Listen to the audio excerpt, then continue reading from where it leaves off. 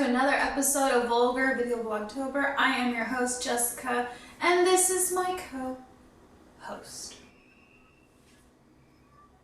Samuel. And today we are starting our saga of modern horror. And speaking of super modern, we're going to start this week off with Eli, which is available on Netflix. And it just came out yesterday? It came out on Or Friday. Today. So, Friday. Which we know, 2019. Spoilers, no spoilers. So we know it was made in 2019. And the rest of the information. Directed by Syrian Foy. I've never seen anything that he's done, I don't think. So the runtime is about 98 minutes, and again, it is available on Netflix. So our parameters for what a modern horror movie, it can't be a remake. So no Nightmare on Elm Street remake or Friday the 13th. Hi, Max. It had to come out after the year 2007. In order for it to be modern. You know, I know that's about 12 years ago now, and it can't be a sequel. It can't be a sequel to something like prior to 2007. What are you thinking for Eli here? So Netflix originals are kind of like a hit and miss. So it's either going to be good or it's going to be The Open House. questionable. I'm not really sure how to feel about it. I'm just kind of ready to watch it.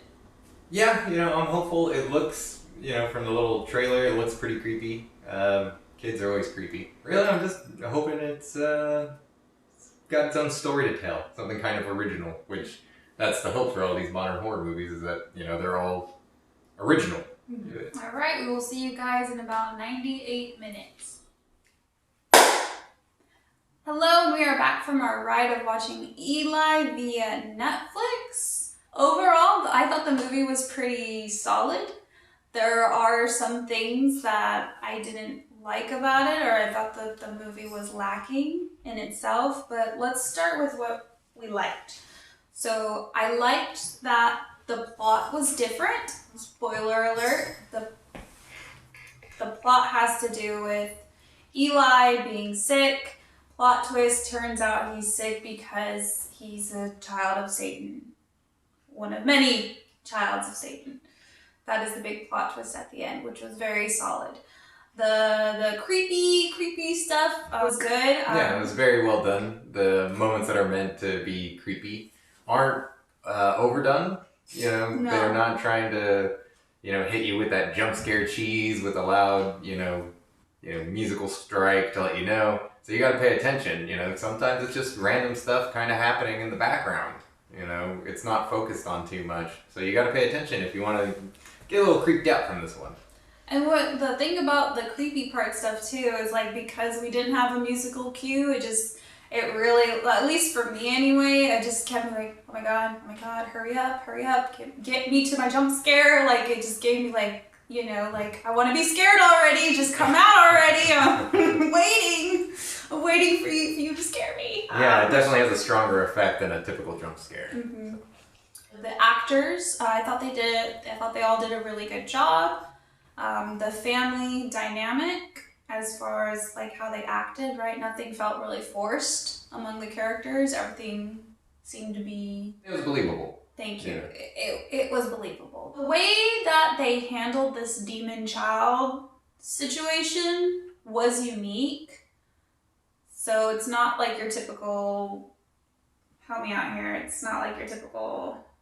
What, like The Omen or... Yeah, it's not done that way because I'm not a super horror movie fanatic like he is, so I'll let him elaborate on the trope of that, I guess. Normally the way it works in a, child of a demon or the devil or something movie, the way that normally works is it'll be a little child, and start to show these signs very, very early. Our child here, Eli, is already 11.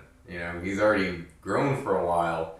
And the way they handle that is to convince him that he has this, this autoimmune disease, so he can't go outside, which is actually I guess if you had a demon baby, that's the way to handle it, to keep them from, murdering their classmates or something. Mm-hmm. So that's a very interesting way to handle this situation, to frame our story, and I think it worked very well. It was a nice touch to add on to like think that he has a immune system problem. I'm not a doctor, but I do have my degree in biology, and like some of the stuff that the doctor was saying was just kind of like, I don't trust you. And Eli was on the same thing too, so it just makes you think that the doctor is shady, and we think that the doctor is like making him do something to hallucinate these the creepy parts. So that I will give it that, like, that was really good as far as like shifting gears towards the end for the plot twist. Was like, oh shit, no, the doctor's actually trying to save him,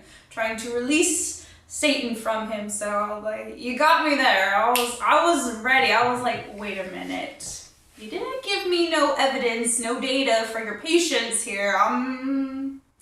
Yeah. So. Now we move on to the things that weren't so strong. Basically, the only real thing I can say that wasn't strong is this. There is not a lot of character development going on here. We're not seeing like a progression. We're just being told things. And in movies, the way you want to do it, it's show, don't tell. All right? Because obviously you have the ability to show me this progression, to show me them growing as a character. But instead, this opts for just telling us that things are changing. And that's... It doesn't work very well. We only really have one character in this who's kind of pointless. Yeah, so if you watch this movie, you'll recognize a person if you've watched Stranger Things, Sadie Sink. She plays Max, the redhead in Stranger Things. Again, Sadie Sink acted just fine. The acting in here wasn't bad at all. It was good. Her character, however, just seemed pretty pointless. Spoiler alert, she turns out to also be a child of Satan.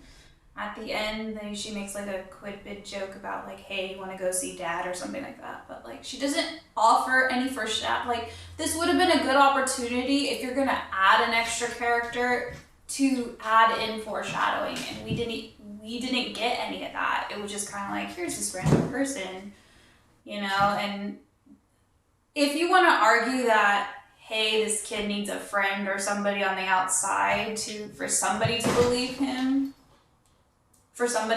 him, I guess, but again, it just came out of left field, and it just wasn't believable. It wasn't believable to me. Like, I don't know. With all that being said, what is the rating? For me, I'm gonna give it a 3 because there's a lot of good, strong stuff.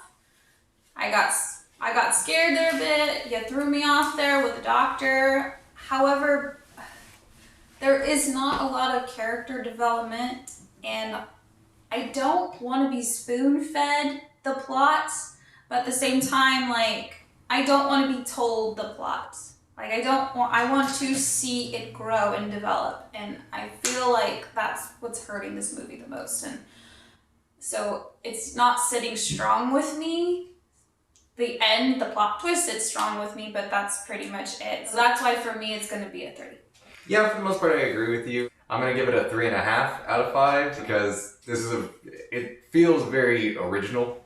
I haven't seen a film handle this type of story this way before. I mean, of course, we've all, we know of, Demon Baby, movies, and, that's not our original concept. But the way this was handled, it was very well done. So for me, you get a 3.5 for that.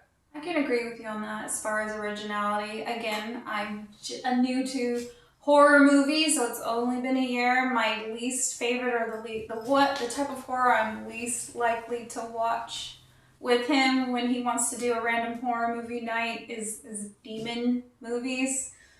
That's where I'm like a pass, so that's why I'm not super knowledgeable on that genre. So maybe if I've seen more demon movies, I'll probably appreciate this one a lot more, which I think we do have one coming. And yeah, so we have one coming up for this saga of modern horror, so I'm trying to mentally prepare myself for it. guess that's about it for this one. Good job, Eli. Yeah, good job overall. Thank you so much for watching this episode of Vulgar Video Vlogtober, and we'll see you guys in the next one.